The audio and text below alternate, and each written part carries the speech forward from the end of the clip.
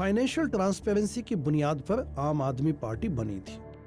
Clean money की politics करके दिखाएंगे, ऐसा आम आदमी पार्टी का वादा था। इसलिए तो देश से ही नहीं, विदेशों से भी लोगों ने आकर इस पार्टी को समर्थन दिया। यह चंदे का धंधा क्या है, मैं इस बात को समझना चाहता हूं। तो इस काम के लिए शिकागो में UIC में पॉलिटिकल साइंस के professor and politician professor Dick Simpson से मिला। What is political funding? So our campaigns, particularly in the United States, are more expensive than any in the world. Give you just an example. To run for a city council position in the city of Chicago generally costs at least $250,000. Where we're sitting right now, both of the candidates who were in the runoff raised nearly $1 million just to run for a city council seat. To run for President of the United States is very costly. I don't remember the exact number, but it's considerably more than $500 million. यह चंदे का फंडा क्या है, मैं इस बात को समझना चाहता हूँ। इसलिए दिल्ली में ADR के अध्यक्ष डॉक्टर जगदीप छोकर से मिला। देखिए, पॉलिटिकल फंडिंग के दो रूप हैं इंडिया में। दूसरे देशों में तो इसको कहा जाता है कैंपेन फाइनेंसिंग। एक तो ये है कि पॉलिटिकल पार्टियों को चलाने के लिए जो पैसा खर्च होता है, उनका दफ्तर है, उनके कार्यकर्ता हैं, उनके पास गाड़ियां हैं, उनके पास कंप्यूटर हैं, उस सब के लिए पैसा चाहिए। तो पॉलिटिकल पार्टी को चलाने के लिए जो पैसा चाहिए वो पॉलिटिकल फंडिंग कहना चाहिए।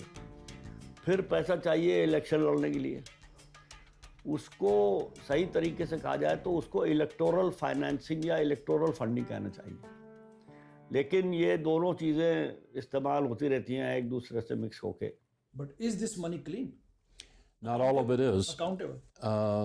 We have an immense problem in campaign funding in the U.S., which comes particularly from a series of Supreme Court decisions, which has said reversing 80 years of previous decisions and laws.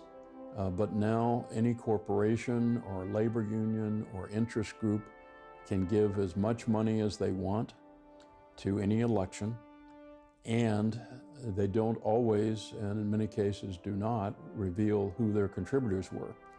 So if you wanted to form a political action committee and have some wealthy friends give you money and then you give them to the candidates, we would never know which of your wealthy friends contributed. देखिए, जहाँ तक political funding के बारे में secrecy का सवाल है, उसमें सारी पॉलिटिकल पार्टियाँ एक सी हैं। इससे पहले जो सरकार थी उन्होंने एक नई स्कीम निकाली थी, इलेक्टोरल ट्रस्ट। उनमें जो भी कंपनी या जो भी आदमी वहाँ डोनेशन देना चाहे दे दे, फिर वो ट्रस्ट उस पैसे को पॉलिटिकल पार्टियों में बांटेगा। तो इलेक्टोरल ट्रस्ट बन गए। तो देखा हमने कि एक इलेक्टोरल ट्रस्ट है, उसने दोनों बीजेपी और कांग्रेस को अच्छे अच्छे पैसे दिए बराबर। तो हमने कहा ये किसने बनाया है? तो जब ये ढूंढा किसने बनाया तो पता लगा 3 कंपनियों ने बनाया था। एक कंपनी थी शिपिंग में, एक थी प्लास्टिक्स में, एक थी माइनिंग में। तीनों अलग अलग शहरों में, अलग अलग स्टेट में। तो हमने जब इन तीनों कंपनियों का पर्दा हटाया तो पता लगा उनके पीछे एक ही कंपनी है जो कि यूके में रजिस्टर्ड है, जिसका नाम है वेदांता रिसोर्सेज लिमिटेड। उसके मालिक इंडियन पासपोर्ट होल्डर हैं, लेकिन कंपनी जो है, कंपनी की आइडेंटिटी ब्रिटिश है। Because company in the company law is an artificial person, it can sue, it can be sued. तो ये तो विदेशी सोर्स से पैसा आया है। और FCRA एक कानून है, फॉरेन कॉन्ट्रीब्यूशन रेगुलेशन एक्ट, उसमें ये बड़ा क्लियरली लिखा हुआ है कि कोई भी पॉलिटिकल पार्टी फॉरेन सोर्स से डोनेशन नहीं ले सकती। तो ये लेके हमने दिल्ली हाई कोर्ट में एक PIL कर दिया। तो 2014 में दिल्ली हाई कोर्ट ने ये कहा कि बीजेपी और कांग्रेस दोनों FCRA को वायलेट करने के लिए गुनहगार हैं, और उन्होंने होम मिनिस्ट्री को कहा या गवर्नमेंट ऑफ इंडिया को कहा कि 6 महीने के अंदर अंदर इनके खिलाफ एक्शन लीजिए। ये बात थी शायद मार्च 2014 की, और आज हम बात कर रहे हैं अप्रैल 2019 में। अभी तक तो वो एक्शन हुआ नहीं है। सो कहने का मतलब ये है कि वो इलेक्टोरल ट्रस्ट की स्कीम पहली सरकार की थी, ये इलेक्टोरल बॉन्ड की स्कीम इस सरकार की है।